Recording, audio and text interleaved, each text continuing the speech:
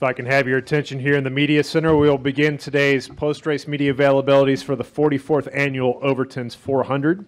We're joined by today's third-place finisher, Martin Truex Jr., driver of the number 78 Furniture Row Denver Mattress Toyota for Furniture Row Racing. And Martin, not the result that you wanted. Seemed like you had a great car out there today, and then stage 3, little issue with lap traffic. Then please walk us through that and how you felt that impacted your day. Yeah, overall, I mean, it was definitely a solid weekend to, have a good practice, 2 good practice sessions, and qualify second and finish third. It was just a solid weekend.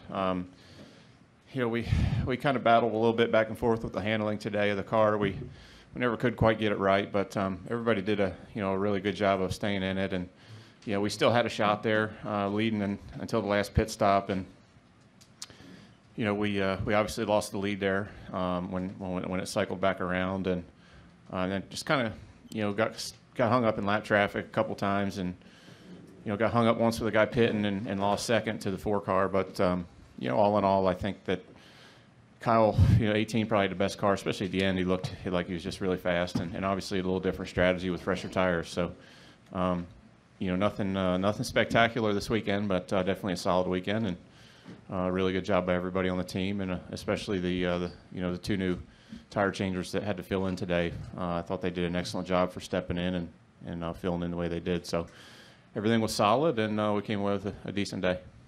We're also joined by today's race runner-up, Kevin Harvick, driver of the number 4 Mobil 1 Ford for Stewart Haas Racing. Kevin, solid effort there by your team today. Could you walk us through there the final laps there where the 18 was able to get around you, but that kind of the battle with the 18 all day? Yeah, there was no battle. He was way faster than we were. In the lap, he happened to catch me. In my head, I was thinking, all right, we just need to stay on the bottom, and I got sideways going into 3 and tried to park it, and he was going to the throttle about the same time and got in the back of me a little bit, but that was just me trying to keep it on the bottom, but there was no battle. I mean, he was in a league of his own there at the end, just got through traffic good, got to us, got around us, gone. Okay, we're going to open the floor for questions. We'll go to Kyle, then to Zach. Kyle Magd, the Times leader. This is for either of you. With about 35 laps to go, did you think that fresh tires would have made that much of a difference with the 18 pitting about 10 laps or so after you guys did? I don't know. I honestly hadn't thought about it. I was actually surprised when Cole said pit next time, but I'm thinking, the 11 pitted, and he said, try to get to pit road if you can. I was already past it as the 11 was coming in. So I think the 11 kind of made a short pit a bit, and the 18 just stuck to their guns. And it worked out obviously really well for them, being that, a couple of the 3 of us actually all got hung up in a bunch of traffic, and Kyle had clean track for quite a while.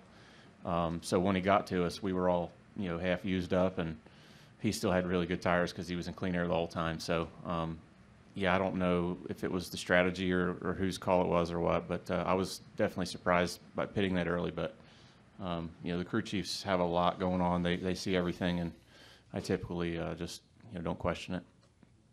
We'll go to Zach, and then we'll go upstairs to the press box. Zach Sterniela for the Pocono Record. For either of you.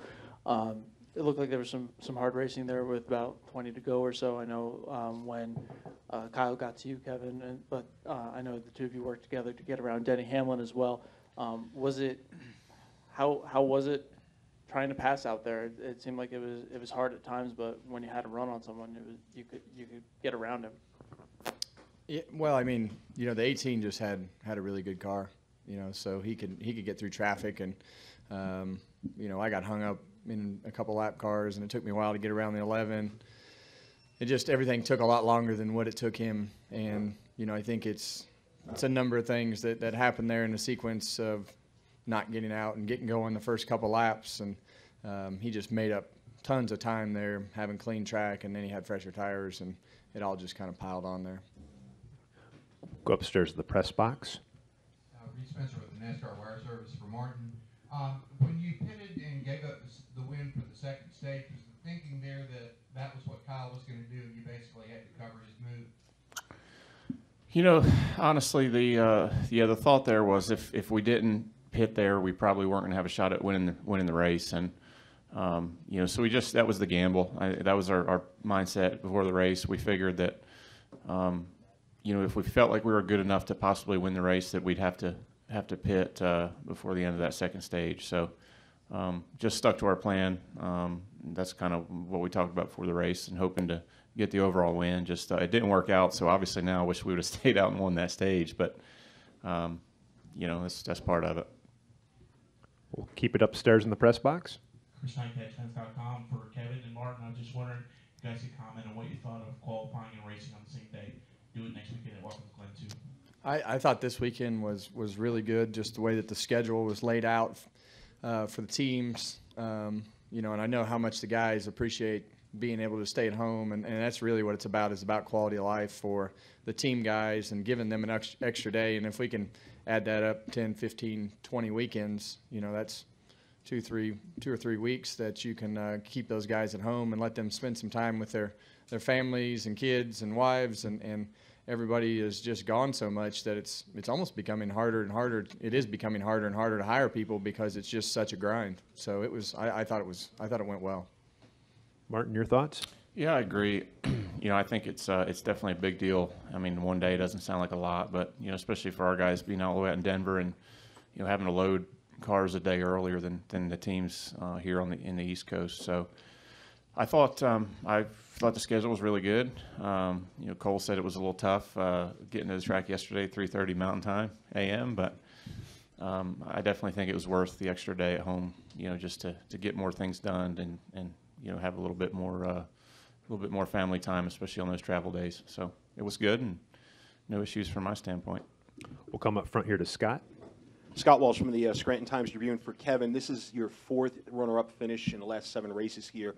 Is that something that's frustrating, or are you just happy, you know, we're running well here, and obviously, you know, Kyle broke through. We think sooner or later, you know, it's going to be your turn to break through if you keep running that well. I came here for 15 years, and I don't think I had a top 10, so I learned a long time ago not to complain about finishing 2nd or 3rd or running good, because it's hard to do, and sometimes you can't do it. And I've been on the other side of that where you can't do it, and it's fun to win races, and it's fun to be competitive, and I'm never going to sit up here and complain about finishing 2nd, because it's you know, it's a good accomplishment.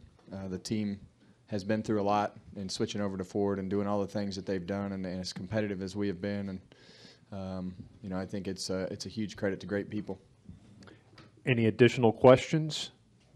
Gentlemen, thanks for the show today. Good luck next week in Watkins Glen. Thanks, guys.